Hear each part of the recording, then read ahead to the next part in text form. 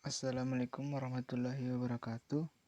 Perkenalkan, nama saya Muhammad Nusul Kurniawan dari kelas 30E, ingin memaparkan rangkuman pengembangan kepribadian dan potensi diri atau biasa disebut dengan PKPD 1. Baiklah, rangkuman materi PKPD 1 yang ingin saya paparkan, yang pertama upah tuplak, yang kedua secara pramuka, yang ketiga latihan keterampilan baris berbaris, yang keempat pioneering dan tali temali, yang kelima smapor, dan yang keenam menaksir. Selanjutnya upacara pembukaan atau upah buklat dan upacara penutupan atau upah tuplak. Upacara adalah serangkaian perbuatan yang ditata dalam satu ketentuan peraturan yang wajib dilaksanakan dengan khidmat sehingga merupakan kegiatan yang teratur dan tertib untuk membentuk suatu tradisi dan budi pekerti yang baik. Tujuan upacara dalam gerakan pramuka adalah membentuk manusia yang berbudi pekerti luhur sehingga menjadi warga negara Indonesia yang berjiwa Pancasila seperti yang tercantum dalam tujuan gerakan pramuka. Sebelum memulai dan sesudah melaksanakan latihan, wajib untuk melaksanakan upacara. Upacara yang dilaksanakan sebelum latihan disebut upacara pembukaan latihan atau biasa disebut dengan upah buklat. Dan upacara yang dilaksanakan sesudah latihan disebut upacara penutupan, yaitu upah tuplak. Sasaran upacara dalam gerakan pramuka ialah agar peserta didik memiliki rasa cinta tanah air, bangsa, dan negara, memiliki rasa tanggung jawab dan disiplin pribadi, selalu tertib dalam kehidupan sehari-hari, memiliki jiwa gotong royong, dan percaya kepada orang lain, dapat memimpin dan dipimpin, dapat melaksanakan upacara dengan hikmat dan tertib, meningkatkan ketakwaan kepada Tuhan Yang Maha Esa. Selanjutnya itu adalah upah buklat. Pelaksanaan upacara pembukaan latihan. Yang pertama, laporan masing-masing pemimpin regu kepada Pratama. Yang kedua, Pratama menjemput pembina upacara sekaligus laporan bahwa upacara siap dilaksanakan. Yang ketiga, pembina upacara mengambil tempat di samping kanan belakang tiang bendera dan pembantu pembina berada di belakang pembina upacara dalam bentuk barisan bersaf. Keempat, pembina upacara melangkah satu langkah. Penghormatan dipimpin oleh Pratama dan diikuti seluruh peserta upacara. Yang kelima, Pratama menyerahkan pasukan kepada pembina upacara dan kembali ke tempatnya atau regunya. Yang keenam, pengibaran bendera sang merah putih oleh petugas bendera. Penghormatan dipimpin oleh pembina upacara. Yang ketujuh, pembacaan teks Pancasila oleh pembina upacara.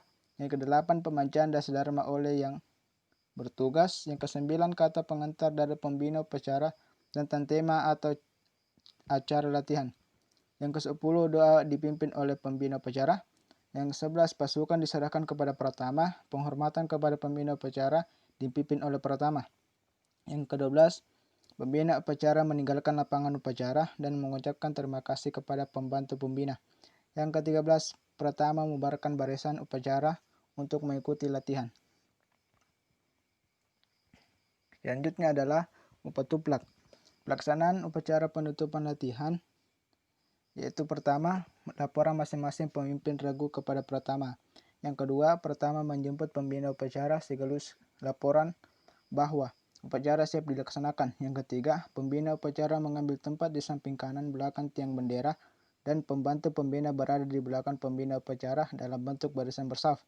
Yang keempat, pembina upacara melangkah satu langkah. Penghormatan dipimpin oleh Pratama dan diikuti seluruh peserta upacara. Yang kelima, Pratama menyerahkan pasukan kepada pembina upacara dan kembali ke tempatnya atau regunya. Yang keenam, penurunan bendera sang merah putih oleh petugas bendera. Penghormatan dipimpin oleh pembina upacara. Yang ketujuh, kata arahan dari pembina upacara tentang pelaksanaan latihan atau acara latihan berikutnya. Yang kedelapan, doa dipimpin oleh pembina upacara. Yang kesembilan, pasukan diserahkan kepada Pratama. Penghormatan kepada pembina upacara dipimpin oleh Pratama. Yang ke-10, pembina upacara meninggalkan lapangan upacara dan mengucapkan terima kasih kepada pembantu pembina. Yang ke-11, Pratama membubarkan barisan upacara. Selanjutnya adalah sejarah pramuka di dunia. Sejarah pramuka di dunia pertama kali dimulai saat Baden Powell menuliskan pengalamannya dalam satu bukunya itu Scouting for Boys pada tahun 1908. Buku tersebut dibuat untuk panduan acara perkemahan yang dirintisnya pada tahun itu. Buku ini sangat laris bahkan di luar negeri sehingga mulai bermunculan organisasi-organisasi pramuka yang ditunjukkan kepada anak laki-laki saja. Pada tahun 1912, Baden Powell bersama adik perempuannya Agnes mendirikan organisasi pramuka untuk wanita bernama Gerd Guides. Pada tahun 1916, mulai berdirinya organisasi pramuka untuk usia siaga yang dinamai CUB atau Anak Serigala. Dan pada tahun 1918 kemudian berdiri organisasi Rover Scout yang ditujukan untuk kelompok remaja berusia 17 tahun. Dan seterusnya.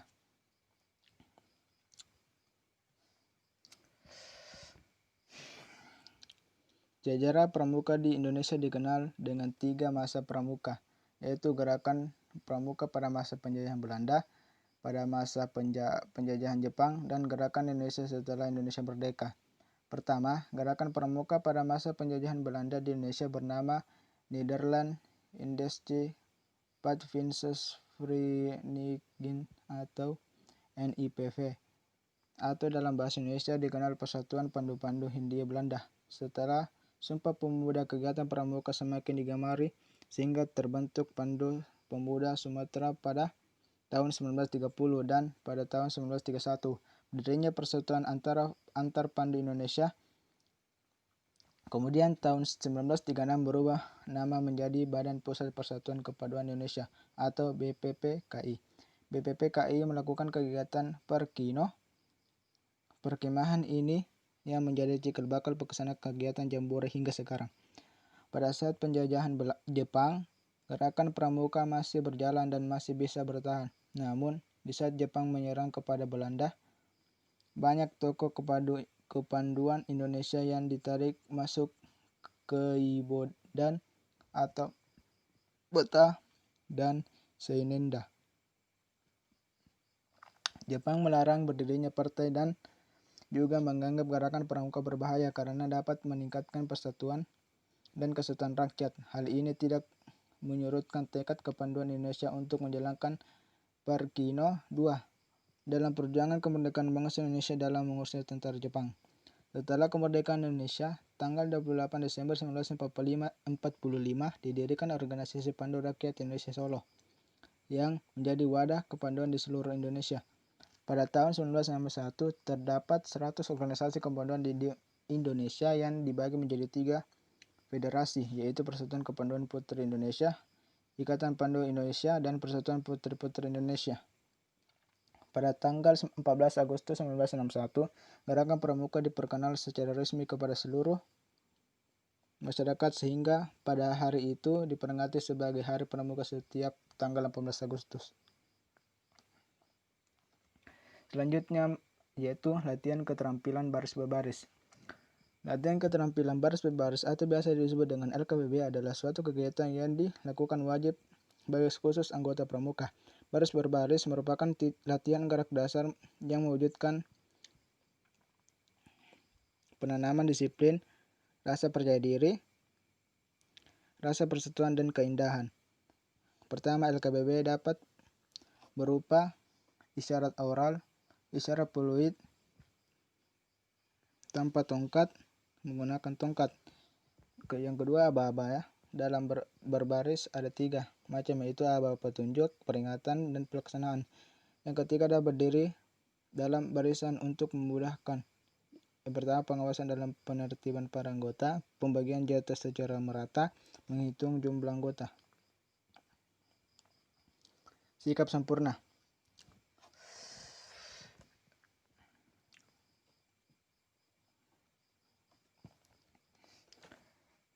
Sikap sempurna adalah aba-aba siap gerak. Pelaksanaannya pada aba-aba pelaksanaan badan tubuh berdiri tegap, kedua tumit rapat, kedua telapak tangan membentuk sudut 60 Telapak kaki membentuk sudah 60.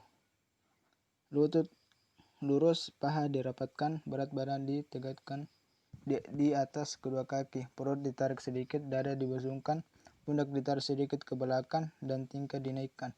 Dengan rapat pada badan, pergelangan tangan lurus, jari-jari tangan menggenggam, tidak terpaksa rapat pada paha. Ibu jari segaris dengan jahitan celana, leher lurus, dagu ditarik, mulut ditutup, gigi dirapatkan, mata memandang tajam ke depan, dan napas sewajarnya. Yang ke bagian B itu istirahat. Bagian C adalah lencang kanan atau lencang kiri. Selanjutnya bagian D adalah setengah lencang kanan atau setengah lencang kiri. Bagian E adalah lencang depan. Selanjutnya cara berhitung. Aba-aba hitung yaitu mulai. Belaksananya adalah jika bersaf pada aba-aba peringatan penjuru tetap melihat ke depan. Saf terdepan memalingkan matanya ke kanan.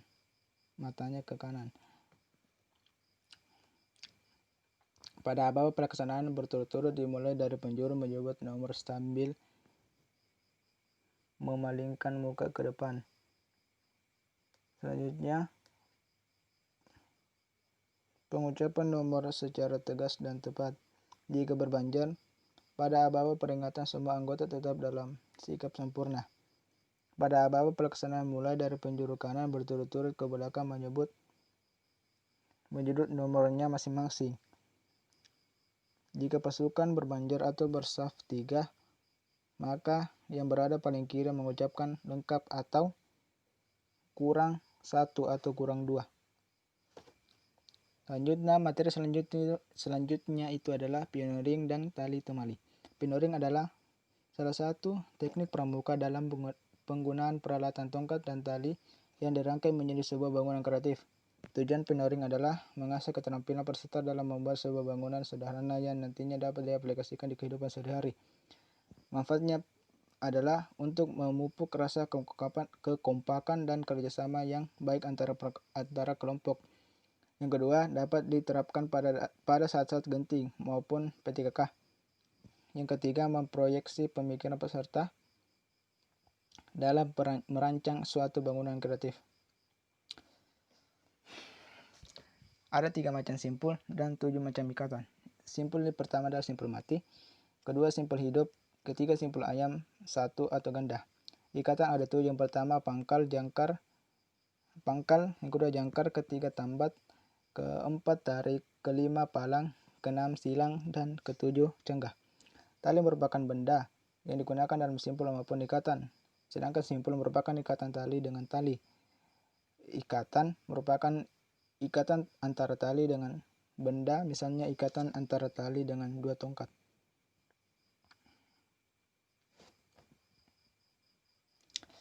Usung atau tandu.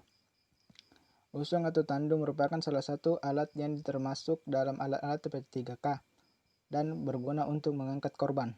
Simpul dan ikatan yang digunakan pada usung atau tandu ini ialah simpul mati, ikatan pangkal, dan ikatan jangkar. Tiang bendera. Pada pembuatan pioneering, tiang bendera simpul dan ikatan yang digunakan ialah pertama simpul mati, ikatan pangkal, ikatan kaki 3, ikatan cangga, dan ikatan palang. Yang ketiga adalah kerangka tenda. Simpul dan ikatan yang digunakan pada pioneering kerangka tenda ini ialah pertama simpul mati, yang kedua ikatan pangkal. Materi selanjutnya adalah semapor. Semapor adalah salah satu cara untuk mengirim dan menerima berita dengan menggunakan bendera, dayung, batang, tangan kosong, atau dengan sarung tangan. Semapor kalau dalam pramuka sama wajibnya seperti sandi Morse, karena memang semapor dan Morse adalah kakak adik, sama-sama penting. Ini dia contohnya yang di sebelah kanan. Huruf A, B, C, D, E, F, G, H, I, J, K, dan seterusnya sampai Z. Selanjutnya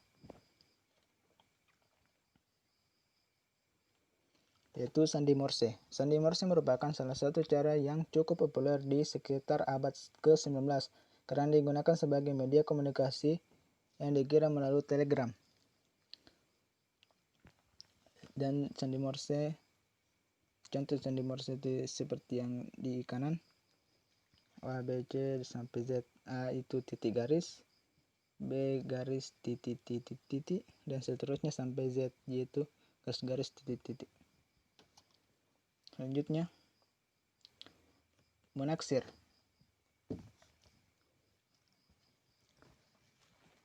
Sebelum kita masuk ke menaksir, kita jelaskan dulu sedikit di sandi Morse.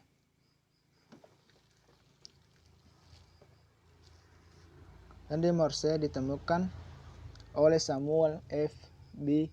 Morse dan Alfred Vail pada tahun 1835. Dalam sandi ini, setiap huruf dan angka diganti dengan titik dan garis yang berbeda-beda. Pada zaman dulu, kode Morse disampaikan menggunakan alat khusus dan dikirim dengan teknologi radio atau CW. Sandi Morse merupakan suatu sandi yang menerapkan sebuah sistem representasi huruf dan angka serta tanda baca sinyal dengan menggunakan sinyal simbol titik dan garis yang disusun sebagai karakter tertentu, seperti yang pada A titik garis yang artinya itu A, garis titik titik titik yang artinya B, dan seterusnya. Baiklah, kita masuk ke materi menaksir. Menaksir atau mengukur suatu benda dan yang lainnya tidak dengan sebuah perkiraan atau hayalan semata, akan tetapi ada salah satu cara yang bisa digunakan sebagai acuan untuk menghitung suatu benda, yaitu dengan bagian anggota tubuh kita sendiri, sehingga akan terbit sebuah ukuran yang akan digunakan untuk menaksir beberapa buah benda. Cara menaksir dan dalam kepermukaan menaksir diri sendiri sebagai berikut. Persediaan yang paling ujung jari atau jempol ada 1 inci, jarak atau jempol dan telunjuk adalah 8 inci. Jarak antar jari jempol dan kelingking adalah 9 inci. Dari pergelangan tangan ke siku dan juga panjang kaki 10 inci. Dari siku-siku ke ujung jari telunjuk panjang 17 inci. Dari tengah-tengah tempurung lutut ke tanah jaraknya 18 inci. Kedua tangan diluruskan ke samping dari ujung jari samping ke ujung jari lainnya, sehingga dengan fadam sama dengan tinggi badan kita. Denyut darah pada pergelangan tangan kira-kira ada 75 kali per menit.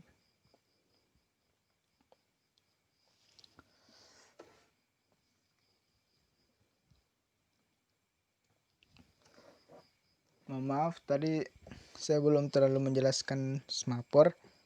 Baiklah, saya akan menjelaskan ulang.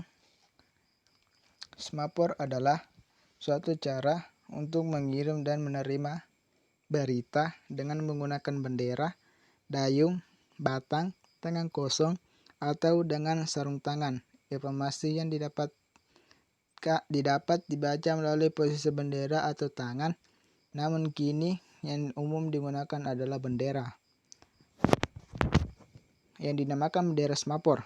Pengiriman sandi melalui bendera semapor ini menggunakan 2 bendera, yang masing-masing bendera tersebut berukuran 45 kali 45 cm.